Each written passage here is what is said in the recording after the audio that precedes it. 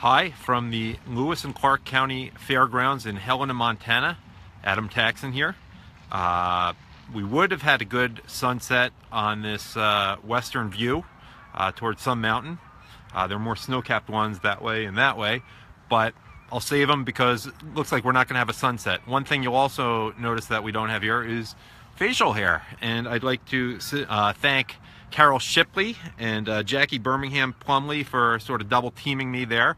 And I was getting annoyed with Carol early this morning when she was giving me a hard time about that, but it looks like she was right because others seem to share her opinion, and I probably would have heard about this from my mom. So my face is a little colder, but it's not so bad out right now. It was really cold this morning. So let's talk about the big issue today. What some are calling RINOCare, what some are calling Obamacare Lite, but people are not happy with it on our side. That means the conservative wing of the Republican Party. Pat Carfagno in North Carolina has written me a good summary of her thoughts, and then I'll get a little more detail into it. But she wrote this, yes, read the health care bill, and it is crap. And she recommends a link at Senator Rand Paul's page, which you can probably find on your own. She continues, do these people in D.C. even know how to spell productive? It's junk. Not only does it not repeal Obamacare, but it builds on Obamacare's skeleton. The new bill uses the system in Obamacare that provides for security and identification. If you recall, the original was deliberately constructed with holes in it so that illegals can take advantage of it. The bill is untrustworthy from the get-go. It is filled with references to the other bills, so it becomes unreadable for the average but very intelligent person. It does not repeal Obamacare. It builds on it with no vehicle for funding. It has not yet been scored or scurried by the budget office, aka a clue. The plan focuses on, quote, state management of healthcare when it should be focused on individual management of it. Hence, the name Obamacare Lite is appropriate. Not a fan of Ron Paul, but his bill is pitch perfect. And Pat Carfagno adds, the bill won't pass as it is. They don't have the votes. Now, Ann Coulter, late this morning, had 10 tweets in a row, and they sum it up well, and I'm going to read them to you. 1. Page 3 of the Obamacare repeal makes absolutely clear no abortionists get funding. We're dying under Obamacare. You got to give it a rest, GOP. In other words, drop the abortion for a while and focus on what's important here. 2. Millions of people are stuck with Uganda-educated doctors or being impoverished by Obamacare, and the GOP has to show off on abortion? 3.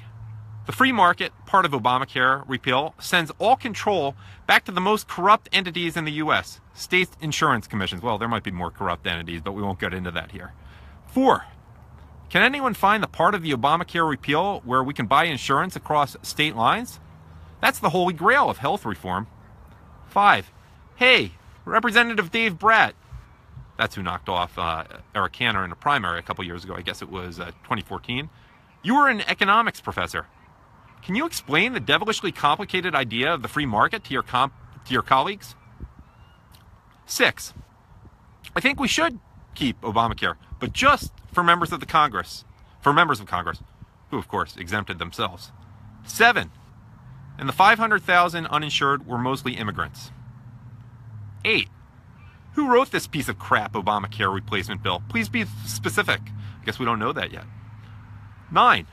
I have to give full identifying information as each health insurance company goes bankrupt. What are the names of the brain trust that wrote this piece of crap? And finally, 10. Also, I would like every person involved in the writing of this Obamacare replacement POS, you know what that stands for, to take a 10-minute IQ test. Transparency. Now from Keith Levenberg, whom I mention a lot, he has this recommendation, and often, I don't pretend I'm coming from the heavens and descending and giving you all my wisdom. I'm just giving you sources for wisdom. And it's usually not me. I'm just an editor here. But Keith Levenberg writes, read the Megan McArdle post on the flaming bag of shh. That is the GOP Obamacare replacement. I have no words. No words. And I'll read you some of this. That's at Bloomberg.com, so you can look up Megan McArdle, McArdle. And it is called The Republican Plan is Even Worse Than Obamacare. Megan McArdle starts off by writing, here's a teaser. We've got it at last. the House Republicans' proposal to replace Obamacare. Let's dig in. My spouse got it started last night with a quick and excellent write-up in which he noted, in general, it's not clear what problems this particular bill would actually solve. While I loathe couples who quarrel in public, I must point out that it's actually quite clear what problem this bill solves. The problem of Republican legislators who want to tell their base that they repealed Obamacare, just like they promised. Ta-da! My husband is, of course, completely right that it's not clear what other problems this solves. It will not, for example, make the looming possibility of a death spiral in the individual market any less possible, and indeed may make it more likely. She continues, passing this bill would certainly ensure that Republicans will 100% own any ensuing death spiral, and will have little luck whining that it was going to death spiral anyway, because Obamacare. In other words, even if we leave aside any policy effects, this bill will be a disaster for the long-term political fortunes of the Republican Party. It's tempting to blame short-sighted Republican leadership, so focused on getting a point on the board that they're not considering whether the sacrifices they need to get that point might end up costing them the game. But it's not even clear that this scores any short-term political points. And you can find this article online at Bloomberg.com. Again, it's by Megan McArdle, and the Republican plan is even worse than Obamacare. That's what it's called. Now, Keith, I saw you just message, if you're watching this, I saw you just messaged me a tweet. I can't access it right now. It'll mess up this video, but maybe you can post it in the comments, or I'll get to it tomorrow for my sunrise report. All right, now on to other topics. Just something to call me right now. Lon Shore writes this: the media is trying to create a civil war. We can start talking to each other about what we have in common rather than arguing about political issues meant to divide us. We can change how we speak to each other. We don't have to follow the media's talking points. That's probably a good point to remember time and time again. I'll probably make a meme out of it. Now getting a little bit lighter, not funny light, but just a little lighter than potential civil war. This is from someone else I actually know in person, Bernadette Rapisky. I'm getting a lot of those lately. But those of you whom I don't know who want to write stuff for me, hey, I encourage it, just as I encourage comments and discussion of the topics and telling me what I could do better. But anyhow, Bernadette Rapisky of suburban Philadelphia shares what she calls a soft thought related to so-called women's magazines. She writes, "Where are the glowing stories of our new first family? You couldn't throw a dead cat or whatever at a magazine stand this time 8 years ago without beautiful photos and features of the Obamas." Great point. I didn't know that. I would have suspected it, but I don't really look at the women's magazines too much. Now something more at length. This is from Giovanni Baracelli, who is a brilliant writer. He's trying to get some traction, has a new blog. I'm going to mention it. It is called thepunchnews.blogspot.com. I guess it's just called Punch News, but you can find it at thepunchnews.blogspot.com. I recommend you subscribe to it. You won't have to wait for me to mention what he wrote to hear about it if you get it yourself. Well, you know that. But he writes this under the heading, President Trump regains political narrative. And I'm going to just read this verbatim, which I have permission to do. "Certainly it has been an interesting few days, hasn't it?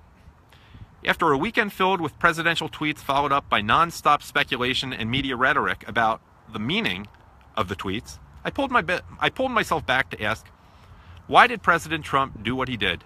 You see, it is important when trying to study President Trump to go further than the obvious. If you look at the tweets like our typical liberal friends, then you'll find yourself in the same boat they are in, lost. They simply wait for his tweets so they can spew their hatred, but they never look into what he is trying to do. So when we rewind to the previous Tuesday, when President Trump gave the most inspirational speech of his political career, which admittedly hasn't been that long, it rang a loud message to the Democrats that they had to retort immediately. And so they did. Within 24 hours, they were on the news talking about the lies of Attorney General Jeff Sessions in regards to Russia. Now, we know there were no attempts to lie, but that is all the Democrats could sink their teeth into at the time. The very next day, there was even a weaker attempt to link Vice President Pence's email activity to being obstructive and wrong, and how they wanted to compare this to former Secretary of State Hillary Clinton. No comparison, no there. However, look what happened.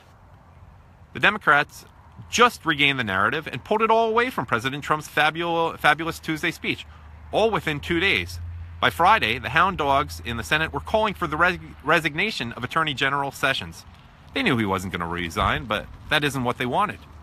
What they wanted was a private investigation on Donald Trump, and the only way to do that was for Attorney General Sessions to recuse himself. Sessions did recuse himself, and I'm sure that this didn't go over too well with President Trump and his team. In fact, we hear that President Trump was lit up this past weekend, so time to quickly regain the narrative. President Trump knows that he is not guilty, but how to change the focus away from Trump, bad, Russia, bad, impeach. He, and I'm very certain that Steve Bannon was the brainchild on this one, or was a major influence on the president, and his team decided to flip the narrative. They went after President Obama. Whether or not Mark Levin's article really was the influential change, or it gave them a reason to go after him, who knows what the order of events were. But it gave them the idea to attack the very person they adore more than life itself, Obama.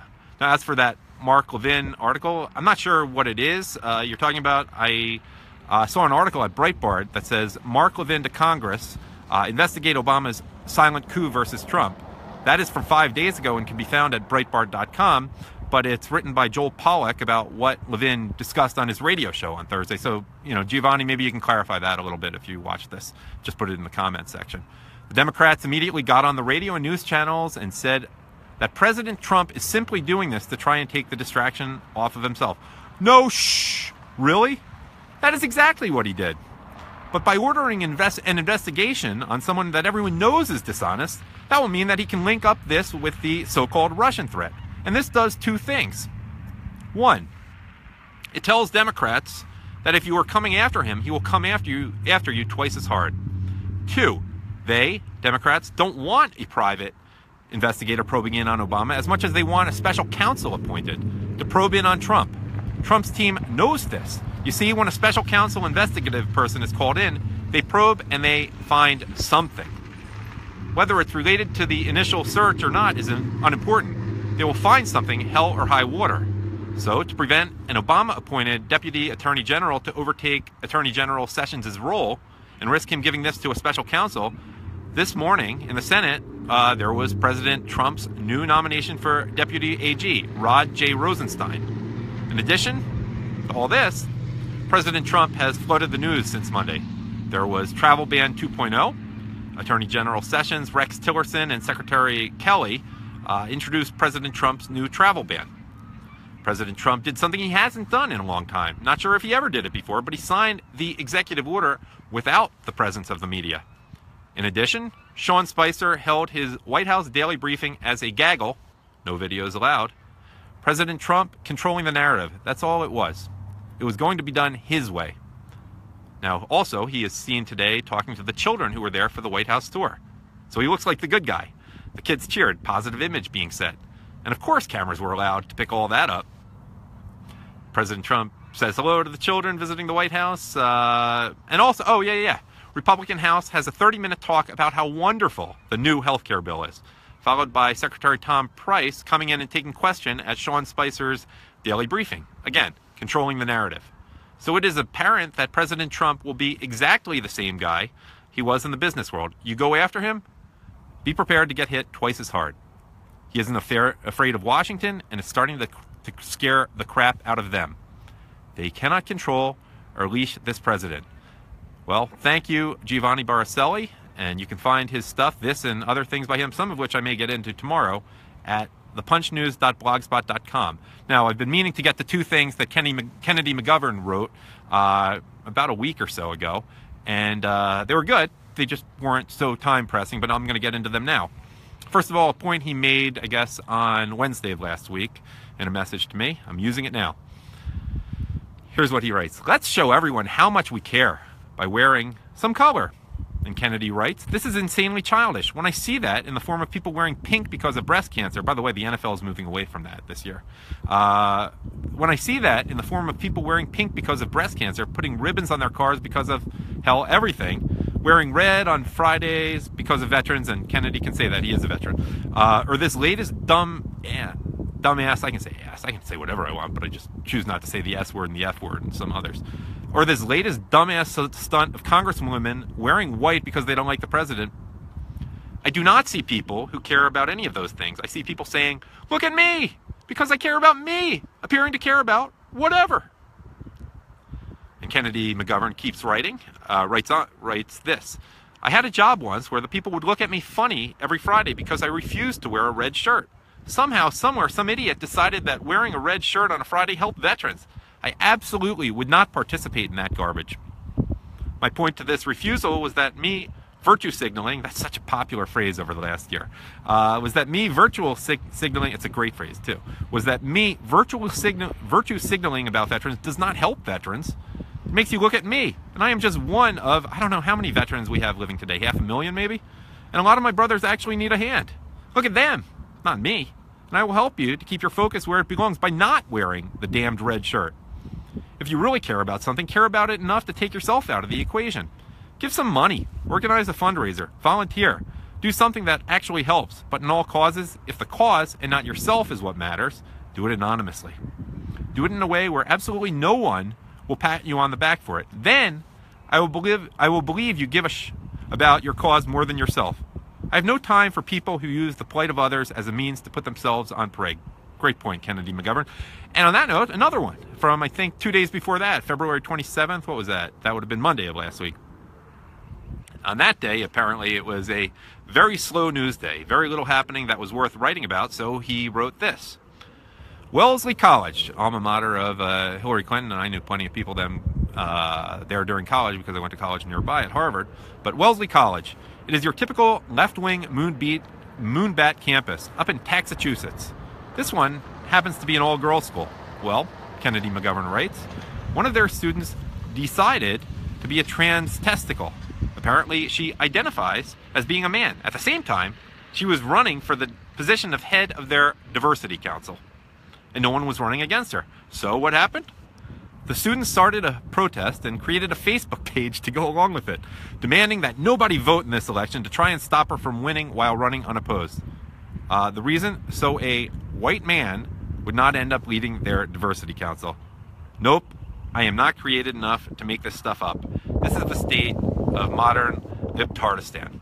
Thank you, Kennedy McGovern. Thank you, the others who contributed here. And if you want to write stuff, I plan on continuing these sunrise, midday, and sunset reports, perhaps with a sunset or sunrise when the sun decides to appear. But thank you, first of all, Carol Shipley and Jackie Birmingham Plumley for the facial hair suggestion. And hopefully I won't have any more double chin to cover up soon. And also thank you, Pat Carfagno, Keith Levenberg, Alon Shore, Bernadette Rapisky, and Kennedy McGovern for the more detailed, lengthy suggestions here. Thank you for watching, and yeah, thank you for watching.